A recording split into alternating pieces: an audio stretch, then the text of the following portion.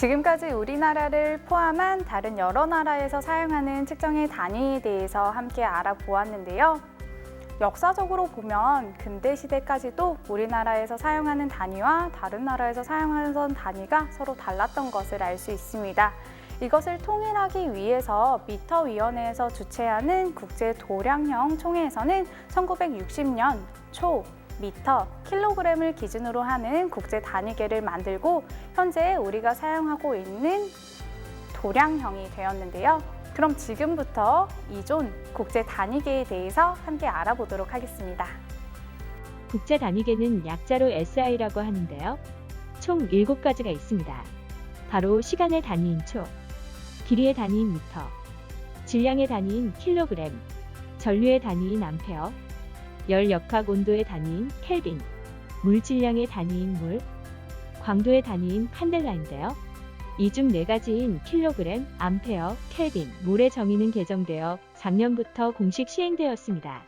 하지만 이렇게 단위를 국제적으로 맞췄지만 나라마다 다른 단위 때문에 한 가지 큰 사건이 발생하는데요. 바로 화성 궤도 위성 실종 사건입니다.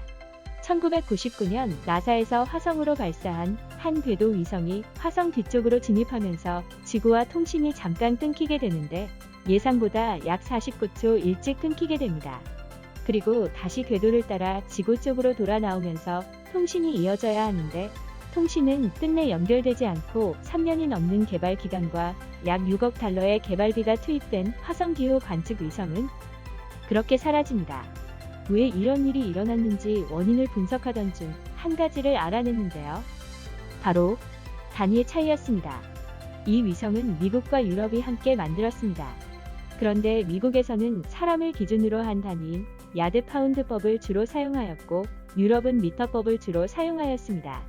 그래서 이 단위의 차이로 인해 한치의 오차도 용납되지 않는 우주과학에서 큰 오차를 만들면서 위성을 잃어버린 것이죠. 단위가 얼마나 중요한지 알겠죠? 먼저 길이의 표준 단위는 미터입니다. 처음에는 지구 둘레의 4천만 분의 1의 길이를 1미터로 해서 정하고 그 길이를 정확하게 하기 위해 미터 원기를 만들었습니다. 그런데 그 뒤 지구의 둘레를 다시 재보니 약간의 차이가 난다는 것을 알게 되고 지금은 빛의 속도를 기준으로 하여 1미터를 정하고 있습니다. 질량의 표준 단위는 킬로그램입니다. 이러한 단위들은 절대 변하지 않는 물질을 이용해 그 기준을 정하는데요. 1kg의 정의가 바뀌었다? 라는 말 들어본 적 있나요? 분명히 시간이 지나도 변하지 않는다고 했는데요. 왜 바뀌었을까요? 킬로그램은 원기라는 물체를 이용해 기준을 삼았는데요. 원기는 백금과 이리듐을 이용해서 제작했습니다. 백금은 당시에 가장 변형이 적은 안정한 원소였는데요. 안정한 원소 백금이기는 해도 원기 역시 시간이 지나고 공기와 반응하면서 최초 제작 때보다 수십 마이크로그램의 차이가 생겼다고 합니다. 이에 따라 변하지 않는 플랑크 상수를 이용해 질량을 측정하기로 했습니다. 사실 단위의 정의만 바뀌었을 뿐 일상생활에는 큰 지장이 없습니다. 하지만 반도체나 의약품 개발처럼 미세한 질량 차이로도 제품 품질이 바뀔 수 있는 분야에선 질량 기준이 바뀌는 것은 매우 중요합니다. 시간의 표준 단위는 초입니다. 먼 옛날에는 시간을 재는 도구로 해시계, 물시계, 모래시계 등이 있었고 14세기를 들어서야 최초의 기계시계가 만들어졌습니다. 정밀한 시간 측정은 1657년 진자를 이용한 시계가 만들어짐으로써 가능해졌습니다. 전에는 진자의 운동이 시간을 재는 기준이었지만 현재 시간의 기본 단위 초는 1967년 원자량 133을 갖는 세슘 원자의 특성을 이용해 기준이 정해졌습니다. 전류의 표준 단위는 암페어입니다. 1948년 국제도량형총회는 새로운 기준으로 암페어를 정의하였으나 실제 측정이 불가능하였기 때문에 비현실적이라는 이유로 전하의 전하량을 기준으로 하는 수치로 바뀌었습니다. 온도의 표준 단위는 켈빈입니다. 기존 켈빈 온도의 정의는 절대 온도 0도와 물의 삼중점의 측정 온도인 켈빈 온도 273.16도를 기준으로 이 두 온도차의 273.16분의 1을 1도로 하였습니다. 하지만 이 경우 측정 온도가 물의 삼중점에서 멀어질수록 오차가 발생하는 불확도가 커지는 것을 발견하고 온도와 물질이 가지는 에너지 상태를 연결시켜주는 물리 상수인 볼츠만 상수를 고정시켜 조건의 변화에 따른 불확도를 최소화하여 언제나 일정한 온도를 측정할 수 있도록 했습니다.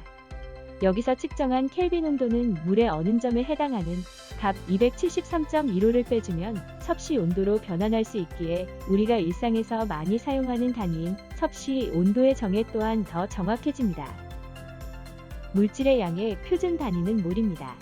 크기가 매우 작은 입자로 구성된 물질의 양을 입자의 개수로 나타내기 위해 사용하는 단위이며 2019년 5월부터 시행되는 국제표준단위계의 개정안에서 1몰은 아보가드로 수에 해당하는 입자 개수의 질량입니다. 광도의 표준 단위는 칸델라이며 양초를 뜻하는 캔들에서 유래하였습니다. 보통 1칸델라는 양초 1개의 밝기라고 합니다. 진동수 540 곱하기 1012의 헤르츠인 단색광을 방출하는 광원의 복사도가 어떤 주어진 방향으로 매 스테라디안당 683분의 1와트일 때 이 방향에 대한 광도로 정의되었습니다. 국제적으로 단위가 통일되면서 과학기술 역시 많은 발전을 이루게 됩니다. 특히 전파나 전류처럼 눈에 보이지 않는 것들까지 측정할 수 있는 기기들이 사용되어 오고 있는데요. 이 3존 계측기기 존에서는 과학 실험을 하기 위한 여러 가지 계측기기들을 살펴보실 수 있습니다. 질량을 재거나 물의 온도를 재는 것은 우리가 자주 접하고 눈에 보이지만 전기 같은 경우는 눈에 보이지 않죠. 지금부터 이렇게 눈에 보이지 않는 것들을 측정하는 장비들을 살펴보도록 하겠습니다.